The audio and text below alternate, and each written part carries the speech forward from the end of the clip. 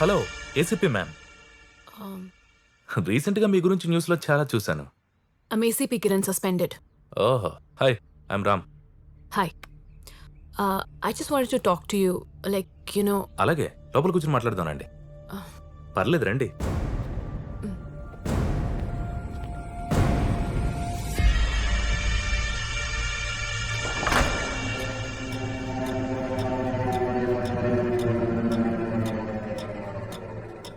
Yeah, చెప్పండి.